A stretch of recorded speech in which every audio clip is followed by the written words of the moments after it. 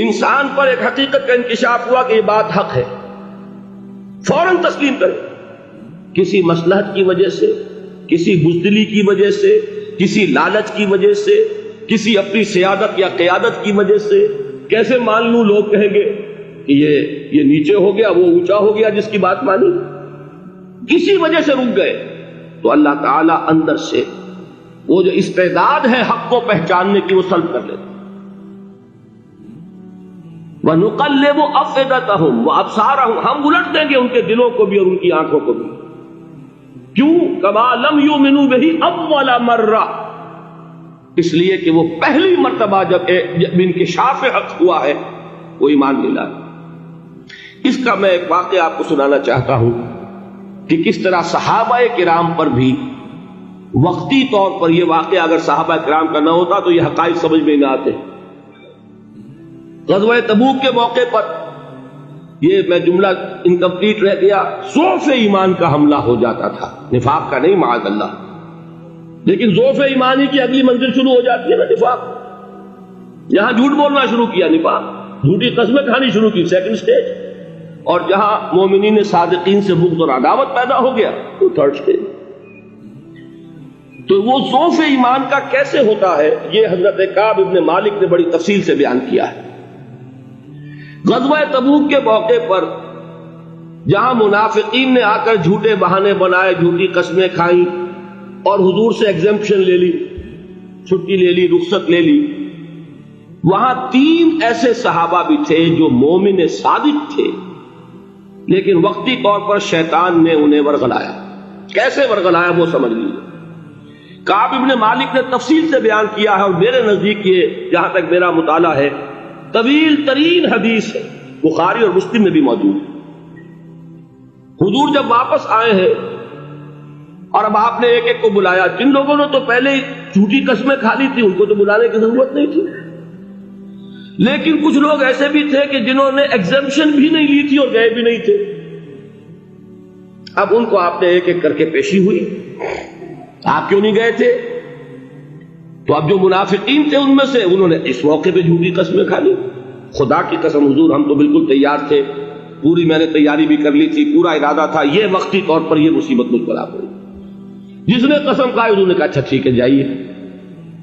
کعب ابن مالک کی باری آئی تو ان کے الفاظ اپنے یہ کہ جب میں پیش ہوا تو حضور کے چہرے مبارک پر ایک غصے والی مسکراہٹ تھی. زہر خند کہتے ہیں، ایک مسکراہٹ ہے لیکن غصے کے ساتھ غضبناک. آپ فرمائیے آپ کیوں نہیں گئے؟ حضرت کعب یہ فرماتے ہیں کہ میں نے عرض کیا کہ حضور زبان میرے پاس بھی ہے، جھوٹ میں بھی بول سکتا ہوں، لیکن جھوٹ بول کر میں اس وقت آپ کی ناراضگی سے تو بچ جاؤں گا لیکن اللہ کے پکڑ سے نہیں بچ سکوں گا. میں اعتراف کرتا ہوں کہ جتنا صحت مند میں اس زمانے میں تھا کبھی نہیں تھا، جتنا فارغ البال اس وقت تھا کہ میرے پاس ساز و سامان موجود تھا راستے کے لیے، اتنا میں کبھی نہیں تھا. لیکن ہوا کیا؟ ہوا یہ کہ مجھے میرے نفس نے، شیطان نے پٹی پڑھائی. وہ پٹی کیا پڑھائی کہ حضور تو 30,000 کے لشکر کے ساتھ چلیں گے تو لشکر تو سلولی موو کرے گا نا، تمہارے پاس بڑی تکڑی، بڑی توانا صحت مند اونٹنی ہے، تم ذرا 2 دن بعد چلنا تیزی کے ساتھ اور حضور سے مل جانا، بس یہ تاخیر کا اربا. تو انہیں خیال آیا کہ ابھی 2 دن گھر کی ٹھنڈی چھاؤں ہے، میں یہاں پہ جو آرام ہے وہ کر لوں. مجھے جگر کا شعر یاد آیا ہے کہ تپتی راہیں مجھ کو پکاریں، دامن پکڑے چھاؤں گھنیری. ایک طرف فرض کی پکار ہے، اس میں تو ظاہر بات ہے کہ وہ تپتی راہیں ہیں. لا تنفروا فی الحر سنا چکا ہوا ہے. یہاں گھر میں نخلستان میں کھجوروں کی چھاؤں میں اہل و عیال میں یہ ٹھنڈی چھاؤں جو ہے یہ پکڑ رہی ہے. بھائی 2 دن ٹھہر کے چلے جانا، ٹھیک ہے، کوئی نیت میں خرابی نہیں نا. اس کے بعد پھر جب ابھی 2 دن اور ٹھہر جاؤ تو بڑا لمبا سفر ہے، ذرا تیز اور دوڑ لینا. تو فرماتے ہیں کہ حضور میں اسی طریقے سے تاخیر و تعویق میں پڑا رہا، یہاں تک کہ ایک روز اچانک مجھ پر یہ چیز منکشف ہوئی کہ اب تو میں چاہے کتنا بھی تیز چل لوں میں آپ سے نہیں مل سکتا، میرے اعصاب ڈھیلے ہو گئے، اس طرح میں محروم رہ گیا۔ حضور نے بائیکاٹ کا حکم دیا صحابہ کو، 3 صحابہ تھے ایسے، 2 اور تھے جنہوں نے اسی طریقے سے اعتراف کیا۔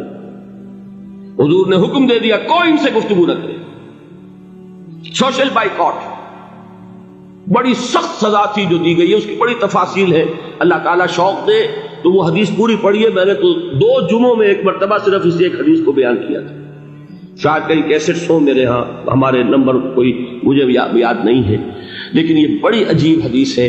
لیکن اس میں جو اصل سبق ہے وہ کیا ہے؟